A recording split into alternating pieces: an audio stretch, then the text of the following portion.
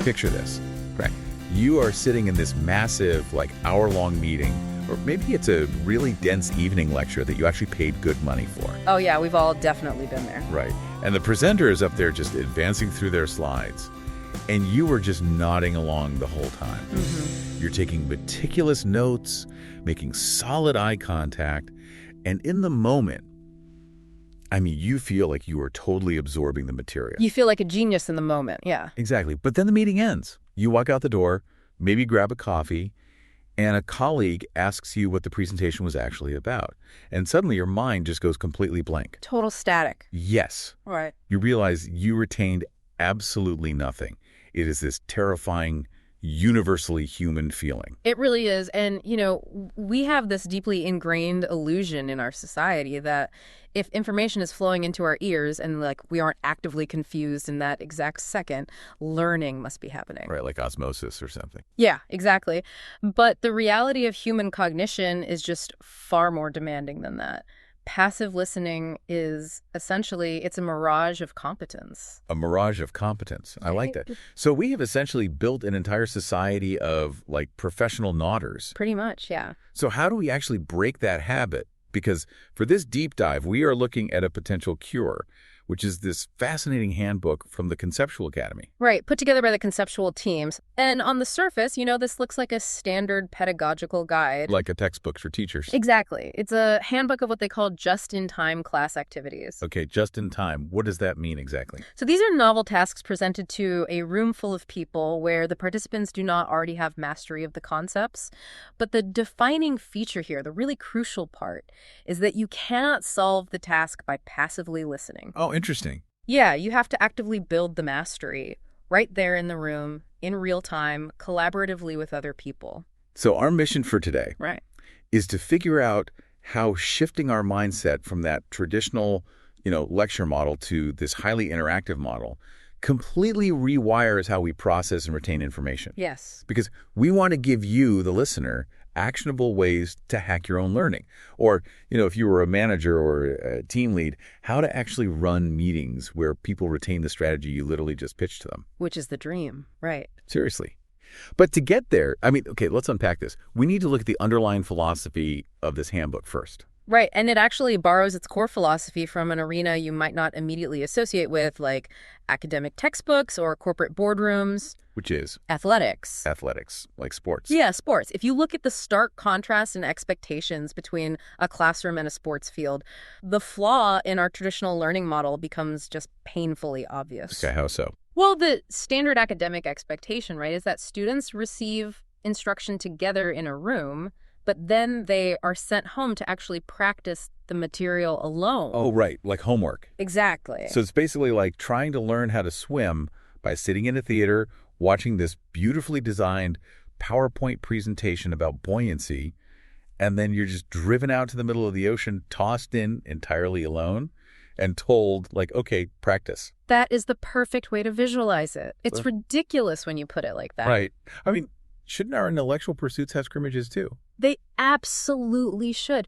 Think about it. If an athletic coach ran a football team the exact same way we run most corporate training sessions. Oh, man. Like giving a motivational locker room speech and then just sending the players home to practice tackling by themselves in their backyards, that coach would be fired after one game. Instantly. Yeah. Athletes expect instruction, obviously, but they also expect to run drills together under the watchful eye of the coach. Right. They practice as a team. Exactly. So the Conceptual Academy Handbook argues that a learning environment needs a genuine culture of learning, meaning the physical and social space is engineered so that making mistakes in front of other people is not just safe, it's entirely expected. Because the coach is right there to course correct the scrimmage in real time. Yes, precisely. But, let's be real here. If you try to implement a literal scrimmage in a corporate boardroom or like a sophomore college lecture, you are going to face massive resistance. Oh, huge. People will hate it at first. Because people naturally want to hide. They prefer to open their laptops, subtly text a friend under the desk, or just look busy rather than face the vulnerability of trying a new skill and completely failing in front of their peers. It's terrifying for most people. So how does the source material suggest overcoming that initial wall of social anxiety? Well, it requires the leader of the room to explicitly lay out the psychological ground rules on day one. You literally have to actively dismantle that social anxiety. You can't just hope it goes away. No, not at all. The authors point out that a true culture of learning is as much about social development as it is about intellectual growth. So you have to explain to the room exactly why they are being asked to interact. Because without the why, it just feels like forced corporate icebreakers. Right, and everybody hates those. The resistance to face-to-face vulnerability is incredibly high at first because, from an evolutionary standpoint, our brains perceive social judgment as a literal threat. Like a survival threat. Wow. Yeah, but by forcing people to push through that discomfort, to be vulnerable and solve problems together anyway, you build this profound critical thinking and self-confidence. So they transition from being these passive receivers just hiding behind screens into active participants in a shared challenge. Exactly. Okay, so if we need people to be vulnerable, the next logical hurdle is how we physically and socially construct the room, right? So that people don't just slip through the cracks. Right, the logistics of it. Because if you put 20 people in a circle, we all know what happens. 3 extroverts are going to completely dominate the conversation, and everyone else is just going to go back to nodding. The professional nodders return. Exactly. Yeah. So how does the handbook structure these actual interactions? The math of group dynamics is super crucial here, and the source material gets very specific. They found that the absolute sweet spot for a collaborative team is 3 or 4 people. Wait, really? Why that specific number? Yeah. Why not just, pair people up in groups of 2? Well, if you drop a group down to just 2 people, you often lack the cognitive diversity needed to actually debate a concept. You just end up agreeing with each other or getting stuck. Oh, right. You need enough different viewpoints to spark that intellectual friction. Exactly. But on the flip side, if you increase a team to 5 or 6 people, you encounter this psychological phenomenon that's similar to the Ringelmann effect. The Ringelmann effect. What's that? Think of a game of tug of war. If there are 10 people pulling a rope on your side, it is very easy for one person to just hold the rope and kind of fake their effort. Oh, totally. Just letting everyone else do the heavy lifting. Yeah, that's called social loafing. But if you're in a 3-on-3 match, if you stop pulling, your team instantly loses. That makes so much sense. So a group of 3 or 4 provides diversity of thought, but it's a small enough circle that literally nobody can hide. Right. You are forced to be engaged. Okay, practically speaking, if you are launching a new project team or you're starting a semester, you can't sort people by ability on day one because you don't actually know their strengths yet. No, you have no idea. So how do you decide who goes into what group without it feeling super awkward or weirdly hierarchical? The handbook suggests just fully embracing the randomness. Really? Yeah. On day one, you form teams based entirely on where people randomly chose to sit when they walked in the room. Okay, simple enough. And then you give them an immediate micro task, which is just to name your team.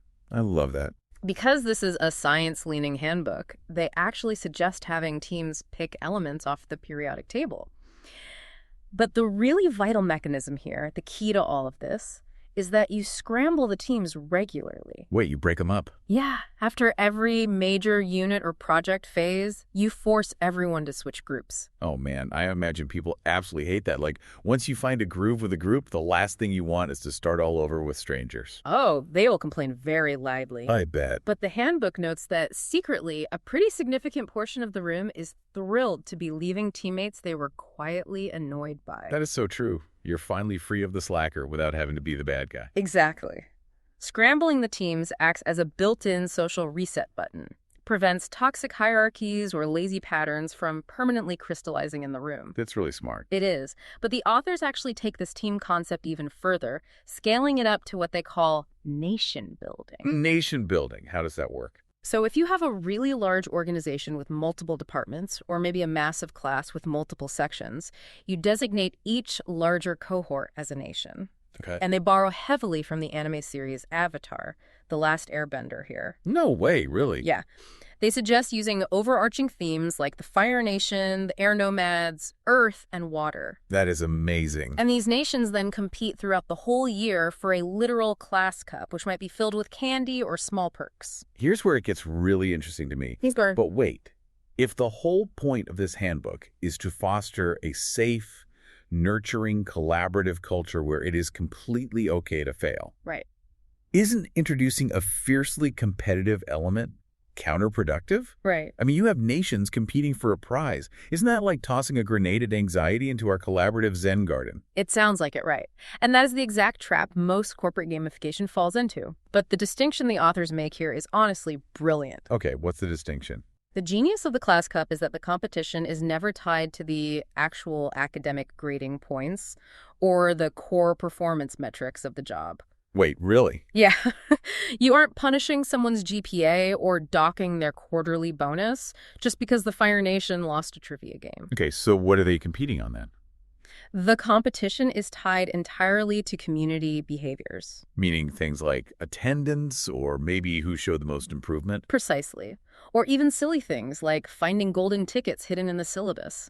It gamifies the mundane administrative parts of the gathering without penalizing the cognitive learning process at all. Oh, that completely flips it. It does. By awarding points for simply showing up, supporting your peers, or just participating in the culture, you fulfill our deep-seated human need for tribal belonging and shared experiences. So you get the engagement spike of a competition without the toxic anxiety of high-stakes grading. Exactly. It's all the fun with none of the fear. Okay, I can totally see how drawing boundaries around teams and creating a fun tribal culture builds camaraderie.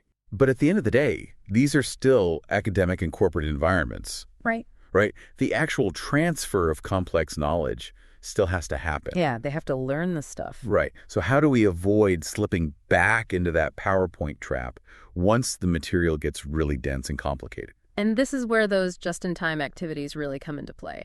The core argument the handbook makes is that true understanding only occurs when a person is forced to articulate the concept themselves. Not just hear it. Right. So the handbook outlines several highly unconventional gauntlets to force this articulation, starting with written tasks. Gauntlets. I like the sound of that. They feel like gauntlets to the participants. A standout example is one they call cartooning. Cartooning, like literally drawing comic strips of a business strategy. Exactly that. You ask the participants to draw out a complex, abstract process.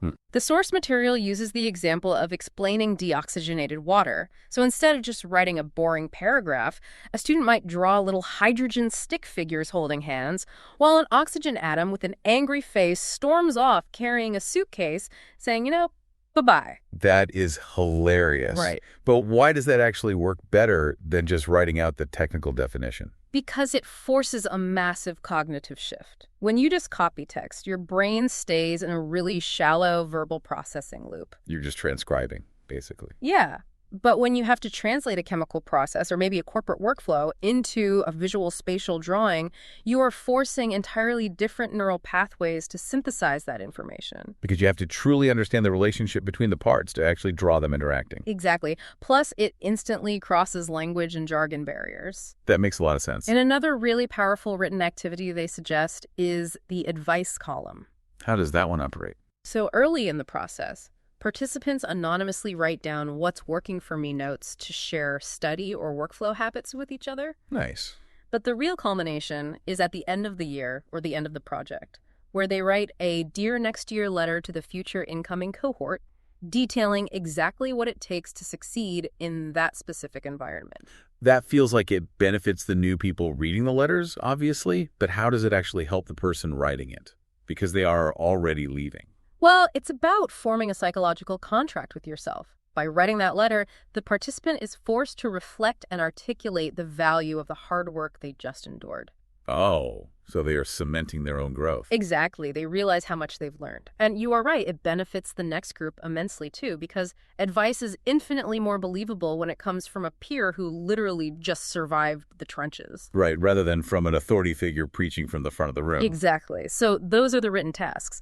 But the source material also dives into verbal gauntlets. Okay, brace myself. And these sound incredibly intense. Take the storytelling activity, for example. Right. The instructor talks for 5 minutes straight about something notoriously heavy, like DNA replication or a really complex new software architecture. Just 5 minutes. Yes, just 5, because then they stop cold, point to the room, and force one person per team to immediately retell that exact 5-minute story to their peers. Oh, wow. Without warning. Without warning. That activity totally capitalizes on impending performance, doesn't it? Oh, 100%. If you know that at any moment the music might stop and you will be responsible for verbally recreating this dense web of information, your reticular activating system just kicks into overdrive. Your listening skills are hyperactivated. Yes, you aren't just listening to hear the words anymore. Your brain is desperately structuring the information into a narrative arc for transmission. Which brings us to the ultimate gauntlet mentioned in the handbook, and I have to push back on this one. It's called Talk to the Wall. Yeah, this one is famous. Because I read this, and the participants literally stand up, face a brick wall, and loudly explain a concept to themselves until a bell rings.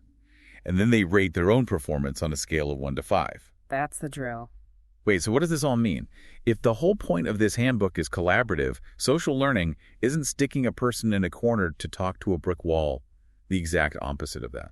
It definitely seems contradictory at first glance. I mean, it sounds like a mild form of psychological torture. Right. Is standing in a noisy room babbling to a wall actually effective, or is it just academic hazing? It is effective, I promise. It addresses the most stubborn barrier in cognitive science, which is the illusion of competence. Okay. As the authors explicitly point out, there's this vast chasm between thinking, something, and actually being able to articulate it out loud. Because when you merely think about a concept, your brain is incredibly lazy. Oh, so lazy. It uses shortcuts. It skips over all the gaps in your knowledge and just convinces you that you understand the whole picture. Because you aren't actually forming the sentences, you don't realize you were completely missing the verbs, so to speak. Exactly. But when you are forced to physically move your mouth, regulate your breath, and produce the audible words to explain the gold foil experiment or, your Q3 marketing strategy, those cognitive gaps become immediately painfully obvious. You stumble. You stumble hard. You realize you don't actually know how step A connects to step B. So you hit a literal and metaphorical wall. Yes, exactly. The source material emphasizes a core truth of teaching here. When one person explains a concept to another, the sender of the information actually benefits way more than the receiver. Really? The sender? Yeah, because the sender is doing all the heavy cognitive lifting of organizing that raw data into a digestible format. So Talk to the Wall forces every single person in the room to be the sender simultaneously. Even if they're just sending it to a brick wall. Exactly. They might hate it in the moment, but the handbook reminds educators that you are their coach, not their friend. And a good coach forces you to do the conditioning drills because that is where the muscle is actually built. Okay, I can absolutely see the value in that. Yeah. So let's say the teams are operating smoothly. They are drawing angry oxygen atoms. They're catching each other up through storytelling. They're talking to walls to find their own knowledge gaps. They're doing all the things. But eventually, the real world demands a metric. You have to evaluate them at some point. You do. So how do you grade these people without immediately destroying the psychological safety and that collaborative spirit we literally just spent weeks building? Right, because a bad test can ruin all that goodwill instantly. This is where the handbook introduces C8s, which stands for Classroom Assessment Techniques. Okay, CPATEs. The genius here is that the assessments actually evolve over time to prevent student burnout, and they meticulously blend individual accountability with that team safety net we talked about. So how does it start? They start very simply with the minute quiz. Right, a fast individual check-in. So you get 1 minute to answer a single question. Mm-hmm. And if you drop it in the submission box immediately, you get 25 points if it's right, 10 if it's wrong. Exactly. But if you hold on to it, you can consult your notes and your team for another minute, but the reward drops to 20 points for a right answer and 15 for a wrong one. Right. So it assesses their familiarity really quickly while also teaching time management. But as the handbook notes, if you do that every single day, participants grow incredibly weary. It starts to feel like an administrative nag. Exactly. So you transition to the redemption quiz. Oh, let's map this to the corporate world because the psychology of the redemption quiz is fascinating to me. Go for it. Think about a typical corporate post-mortem, right? Usually, a failed project just results in finger pointing. It is essentially a failed solo test. Oh, 100%. But the redemption quiz changes the incentive structure entirely. It really does. It operates as a masterclass in risk management. So students take a solo test for a maximum of 10 points. After everyone turns it in, the dynamic completely shifts in the room. They are now allowed to discuss the exact questions they just took with their team. Then they face a choice. What's the choice? They can keep the score of their solo test, which is currently unseen, or they can completely nullify it and take the test again collaboratively with their team, but this time for a maximum of only 8 points. So if you studied hard and you were confident you nailed the solo round, you just keep your 10. Right. But if you hit a question that completely derailed you, you have a built-in safety net. Exactly. You are highly incentivized to engage deeply with your peers to figure out what went wrong. You aren't just taking the loss and moving on with a bad grade. But you are actively repairing the knowledge gap in real time, knowing the system still rewards your effort to find the correct answer collectively. It's brilliant. But the undisputed heavyweight champion of these quizzes, according to the source anyway, is the RTCAT. RTCAT. Yeah, the Readiness Assurance Test. The authors say this is the absolute favorite among participants because it completely flips the anxiety of testing upside down. How so? They take a practice quiz as a team first. Oh, before the real one. Yes. They hash it out, they debate the variables, and they align on all the concepts together, but the score on that one doesn't count. Okay. Then, immediately after, they take the quiz individually for real stakes. So it completely neutralizes the panic of a blank page. Exactly. It rewards them for the exact behavior we want, which is collaborative preparation. But crucially, it still holds them individually accountable at the end of the day. That's such a smart balance. Now, the final assessment the handbook details is the race for the chocolate. Yes, this one is intense. It sounds it. This operates like an 8-question escape room style test, right? Teams submit their answers together. If they get any wrong, they have to wait until every other team has submitted a first attempt before they can try again. Right. But here is the catch, and this is wild. The instructor only tells the team how many questions they got wrong, not which ones. That's the kicker. To me, that feels like playing a high-stakes game of Mastermind, where the stakes are your GPA. Doesn't withholding the specific wrong answers just cause intense frustration and completely halt their momentum? Oh, it absolutely causes tension, yes. But that tension is the pedagogical brilliance of the exercise. Think about human nature for a second. If you hand a team a piece of paper and say, hey, number 4 is wrong, what do? Well, they only look at number 4, they guess the next most logical option, and they immediately resubmit. They learn absolutely nothing about the surrounding context. Precisely. But if you hand the sheet back and just say, you have 2 wrong answers somewhere on this page, their entire reality shifts. Because now they cannot just guess. No, they have to critically reevaluate every single answer on that page. They have to defend their choices to each other all over again from scratch. Oh, I see. Someone will be like, are we absolutely sure about number 2? Because if number 2 is correct, then number 6 structurally has to be one of the wrong ones. Yes. It forces a level of intricate peer-to-peer debate that you could never, ever achieve by just lecturing at them. And it completely shifts the role of the leader in the room, too. It does. You are no longer the ultimate authority dispensing grades from a podium at the front. You become an active coach, stand on the sidelines, just watching the team figure out how to execute the play. And the first team to get all 8 right wins the chocolate right. Yep, they get the prize. But then, I read, they actually have to walk around as teaching assistants to coach the remaining team. Exactly, so nobody is left behind. It is just a perfectly designed closed loop of engagement. I love that. It really is. So, taking a step back from all of this, what is the ultimate takeaway for you, the listener? Yeah, how do we apply this? Well, whether you are prepping for a massive boardroom presentation, or you're trying to master a complex new coding language, or honestly just managing a remote team, passive listening is a trap. The biggest trap. Nodding does not equal understanding. You have to find a way to practice the material. You need to draw a ridiculous cartoon of your quarterly financials, or honestly just close your office door and explain your next major project out loud to a brick wall to see if you actually know what you were talking about. You really should. Breaking that illusion of competence is painful. Yeah.